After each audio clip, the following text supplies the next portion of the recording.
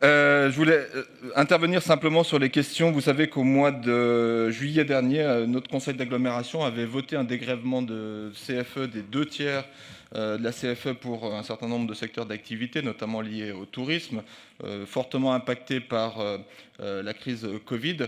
Dans le cadre du budget qu'on a voté ensemble, on avait donc inscrit en prévision 680 000 € pour couvrir cette perte, ou en tout cas ce non-encaissement de CFE pour ce qui concerne la partie agglo, puisque c'est à 50-50 avec l'État qui prend une partie de ces coûts.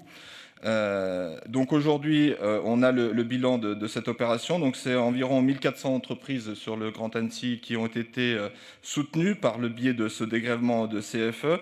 En grande partie dans la restauration, puisqu'on est à plus de 550 établissements liés à la restauration. Puis l'hébergement arrive en deuxième position avec près de 200 établissements d'hébergement. Et puis évidemment, tout ce qui est récréatif et loisirs arrive ensuite. Et puis il y a toute une liste avec des établissements beaucoup moins nombreux. Et donc tout ça va nous coûter au final, c'est un peu la bonne nouvelle du soir, 439 316 €. Enfin, en tout cas, c'est une perte. On n'encaissera pas cette CFE à hauteur de 440 000 €.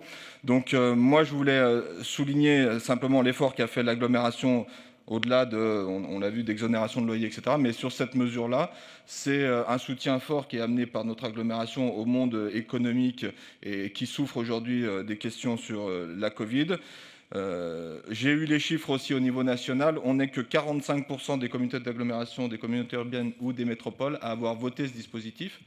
Ça veut dire qu'il y a quand même plus de la moitié des agglomérations qui n'ont pas donné cette possibilité à leurs entreprises. Donc, je crois que c'est là aussi un signal fort de soutien au monde économique local. C'est une perte pour nous qui est importante. Et je voulais le souligner parce que j'ai entendu ou j'ai pu lire par ailleurs que certains considéraient qu'on avait augmenté les impôts en pleine crise de Covid. Je dois dire que ce genre de mesure est bien tout le contraire.